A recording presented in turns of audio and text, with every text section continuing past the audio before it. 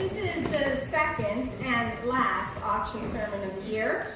This one is a little belated. It was actually purchased a year and a half ago, but a maternity leave, mine, delayed it. So thanks to Laura Kramer and Debbie Marquette, winners of the sermon, for both their patience as well as their vision. Draw me a sheep. Sheep, says the little prince to the lead character, the author in the tale. The exchange between the two is preceded by an important introduction by the author.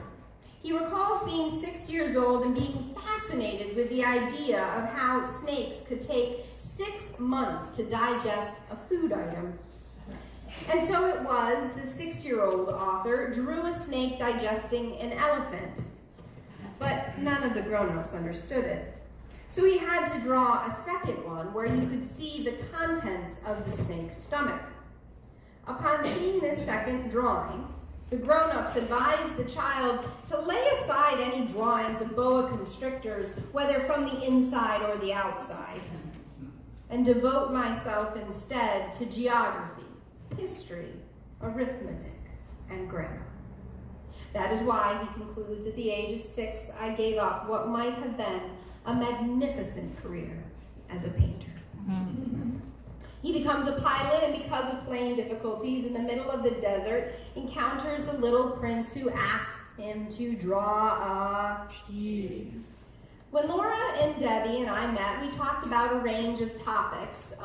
Livestock was not among them. We found ourselves talking a bit about social justice concerns, identity formations, and even feminism, but kept circling back to the arts. The arts, the role, the place in our culture today, the undervaluing in so much of our country at this moment. It seemed a fitting sermon for Pride Month, and a month when the congregation would be exploring the theme of identity.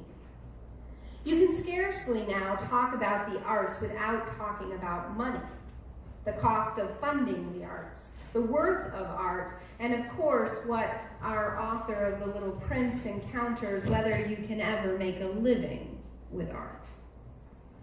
One of the dangers, I believe, in our culture today, one that our faith tradition pushes strongly against, is utilitarianism. There's a growing and pervasive inclination to try to tag worth, a dollar amount, to just about nearly everything.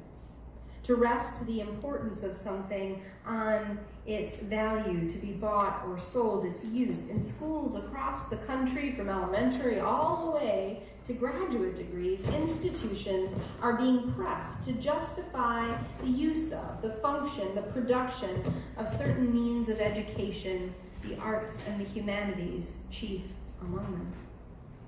And children and adults alike are told to devote themselves to math and science and later business. There's the long-standing joke, right, about the young adult who studies English or theater in school and can't find a job. I think I told you before about my own mother when I was graduating from divinity school with a master's in divinity, which admittedly does sound a little like Harry Potter. She leaned in. She was seated behind me during the graduation, and she leaned in right after I got my degree and said, "Are you sure you don't want to get an MBA as a backup?" Unless you can be Van Gogh, Maya Angelou, or Sammy Davis Jr., it is best to abandon the arts except for brief windows of play, which should be examined with suspicion. Underneath this narrative, which likely has even found its way into the psyche and soul of those who consciously oppose it, beneath this narrative is an assumption that everything has a value, which can be attached to it and used for the purposes of expansion and gain. But what is the value of art that tells us truths we dare not receive directly? What is the value of inspiration, or of social evolution, or of new mediums for lament and praise? And moreover, of course, who determines what is art? In a recent article from Huffington Post, Cornell professor of literature Daniel Schwartz writes, "Even while teaching us, the arts insert a pause between the tick and the tock. In a sense, they suspend our lives. In defending the humanities, perhaps we need to assert the value of that pause. Whether it be attending a performance of a ballet, an opera, a symphony, or a blues concert, the wonder and joy evoked by such performances are real, if not immeasurable." So perhaps, as Schwartz points out, the question of how much is art worth is the wrong question.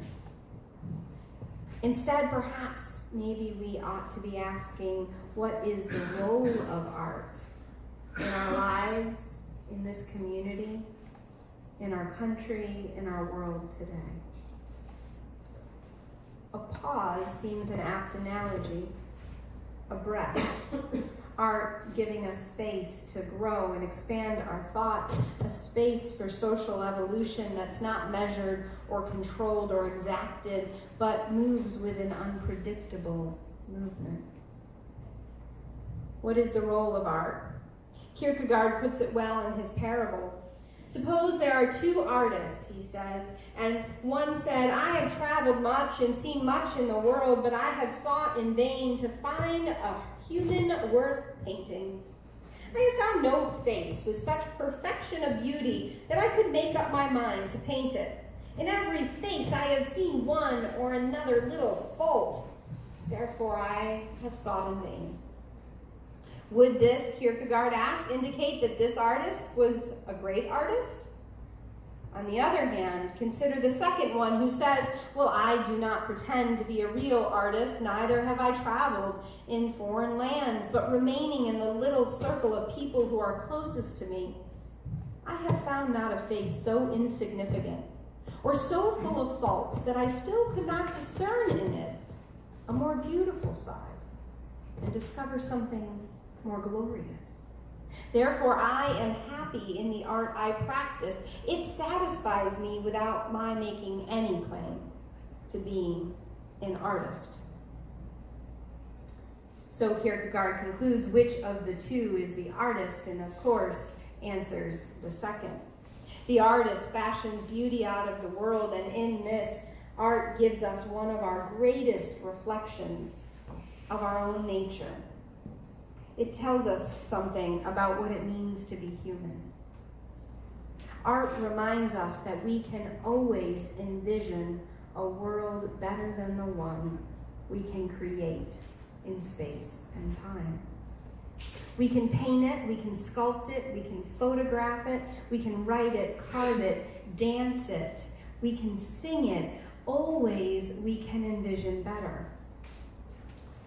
Now, you can either find this to be terribly depressing or somewhat of a hidden hope that nestled within us lies the vision of a better world. Art tells us if we gift ourselves the pause, the breath, the beginning of that world, the vision of it can emerge. I began writing poetry as a pretty young child. I think I wrote my first poem when I was in kindergarten. I learned to read early. I was highly verbal. I know, that's shocking. But I learned early on to hide my poetry. Somehow, along the way, by the time I got to 6th grade, I had picked up that this was something one did not share or boast of. And if I couldn't be as good as the famous poets, I ought to just keep it undercover. I found myself in the library one day, and I was writing a poem and trying to hide it and slip my book back into my backpack. But what I didn't know is that one of my 6th grade teachers was standing right behind me. And before I could get the book in the bag, she grabbed it. She opened to the page that I'd been writing on and read my most recent poem, and after what seemed an eternity for me, she said, "You've no right keeping this to yourself." I'll see you tomorrow morning at 6 a.m. She might as well have been the little prince. Draw me a sheep. And maybe it was curiosity or terror, I'm still not sure which, but I showed up the next day at 6 a.m. And slowly, day after day, Monday through Friday, we met. And she taught me how to write even more and differently, methods of writing. What's more, she taught me how to memorize poetry, how to deliver it in public space, and soon by the end of that semester, she had me competing in oratory contests all across the state. You have no right keeping this to yourself.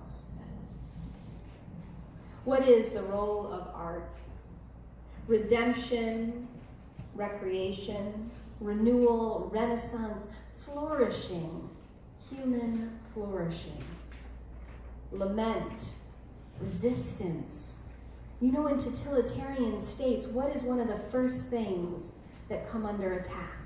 The arts. Art. The arts. But I am not an artist, you say this day. Consider the story of The Dot by Peter Reynolds. How many of you have read this children's story that's not really just for children?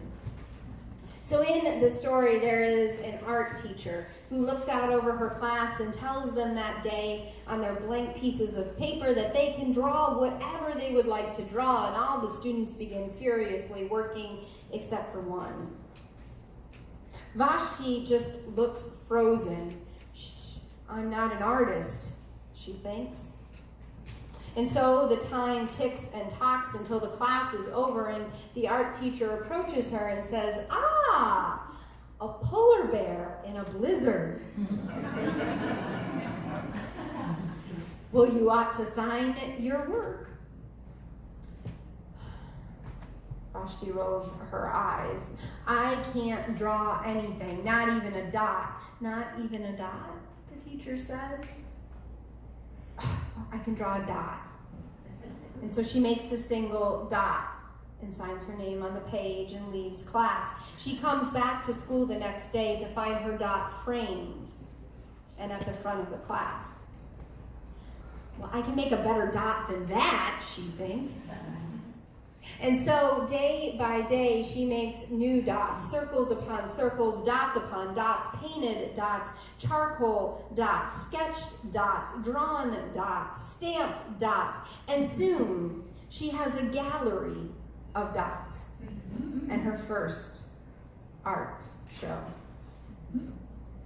Every person needs a pause, needs art. And every human being, so long as breath inhabits your body, has an artist within. It's not a question of being gifted to be good enough for the public market. Rather, it is a question of permitting the pause to understand the note that makes the music, the pause that gives the rhythm and meaning, the pause that allows the breath, art that calls us to love the world as it is, and what's more, to envision the world that can be.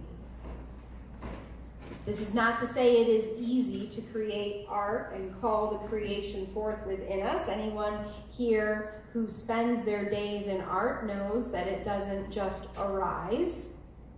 There's a story in the Hebrew Bible we've shared before of Jacob, right?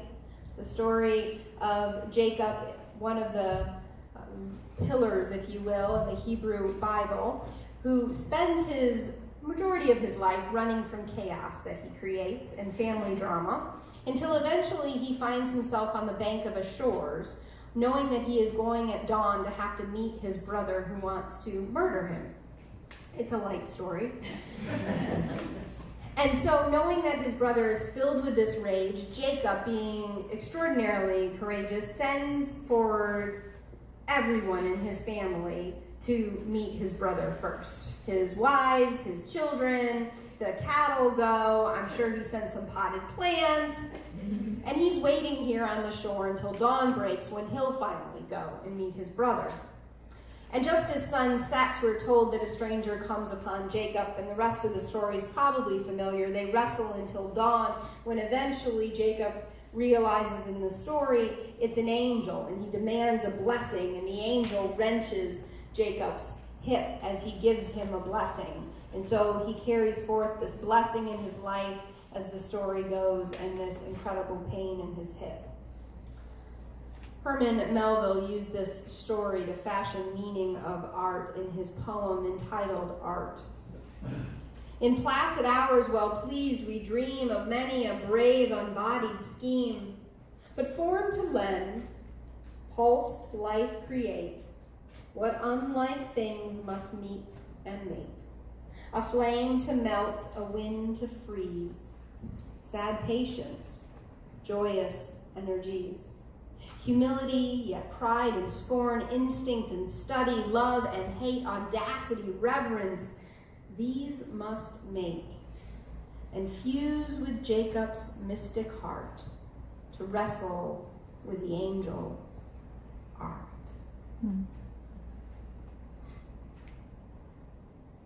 With art we wrestle and know blessing, touched by the injury of truth, the immensity of love, the gap between what is and what we can imagine. We wrestle, and some in the glimpses of light and the shadows against walls, in the sideways glancer between the steps as the finger raises to pluck the cord, just as the pen stroke begins. We wrestle. And we are, if we are fortunate, as light breaks to a new day, touched by something purely free. So may we be touched to create, to lament, to praise, to love what is, and imagine what can